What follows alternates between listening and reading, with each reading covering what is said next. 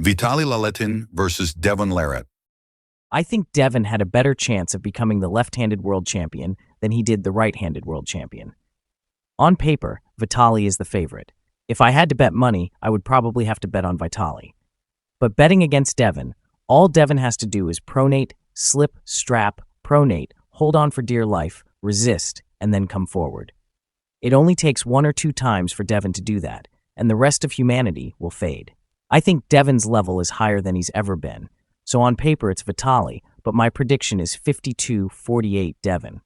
I think Devon pulls it out. Serhii Kalinichenko versus Yordan Tsonev. Yordan just beat Prudnik left-handed, and he says his right is much better. I'm picking Kalinichenko. I'm choosing him because of his consistency. He trains like a madman, always on different machines and handles. I'm impressed with the young man, so I'm going to go 60-40, Kalinichenko. Epheric versus Brigitte. Brigitte did awesome against Irina Gladkaya, but how do you bet against Fia? She lost to Malin, but then had a comeback match against her and just ran her over. Fia is unbelievable in that weight category. I'm going to go as high as 70-30, Fia. Nugo Lucatsi versus Bogdan Stoica. Nugo is obviously the shorter lever. He has heavy pronation. As impressed as I am with Bogdan, I think I have to go Nugo, like 60-40. Matt Mask versus David Arabulli. Matt is great for the league. He's very entertaining, he's extremely passionate, and he doesn't hold back anything. I like the Georgians, but Matt has been impressive. Matt has a stronger hand and wrist, in my opinion, while David has a stronger arm. I wouldn't be surprised if David won, but I'm going 55-45 Matt. Lucatsi versus Ellisov. Eli is a bad dude, left-handed. I honestly don't have enough information, and I'm just going by people I know. I couldn't even tell you who's going to win, but I would pick Eli, because he's representing the United States. Petranco versus Todd Hutchings. I have to go with Oleg. I will not be surprised if Todd pulls it out, because Todd's a freak. But what I believe is Oleg is equally as strong as Todd in all areas, but has a stronger hand and wrist. Todd Hutchings is unbelievable, but Oleg Petranco is probably 20 or 30 years younger and just a genetic anomaly.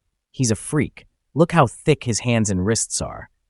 But Todd pulls off the impossible all the time. Epheric versus Tarkan Muzafaro. This is another example of not knowing the other guy, so I'm going to go with Efe. Efe did look good against the Italian, Manuel, and he did win the super heavyweight WAF world title, so he's legit. This other dude looks thick, but I'm going to go 60-40 Efe. Carolina Pedersen versus Esraas. I think Carolina Peterson is starting to come into her own. I really think we've seen the best version of her since she came back to East versus West. I know Carolina has looked much better, and her pronation, everything's good, and her top roll is good. She is better now than she has ever been.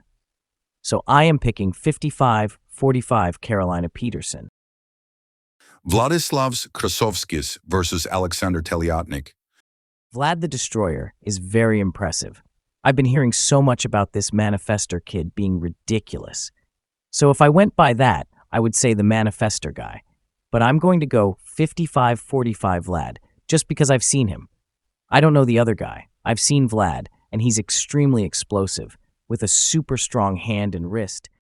Curtis Cameron versus Peter Chellish. I would say Curtis Cameron. I don't know the other gentleman, so since Curtis is representing North America, I would pick Curtis. But I honestly have no knowledge on the other guy. Blonsky versus Michael Todd. I am 30 pounds lighter than when I pulled Georgie.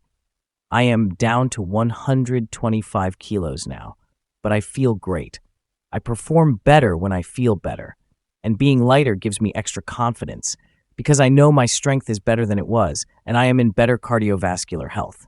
I can't imagine my strength gains being less than 10%.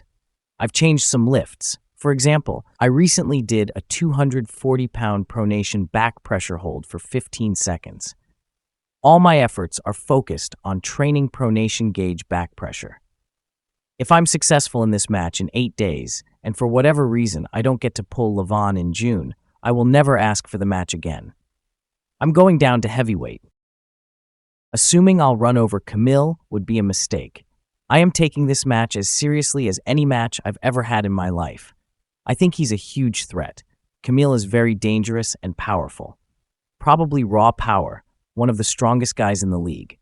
I am coming into this focused on getting the win, no matter how I have to do it. I don't care if it's pretty, ugly, fast, or if it takes the whole evening. I am going to fight until there is nothing left. My honest prediction is 99-1. He's got a 1% chance. I just personally cannot see a way for him to come out on top, because that means he'd have to be able to pin me 3 times, and I just don't think he can. I think I am going to win in a shutout.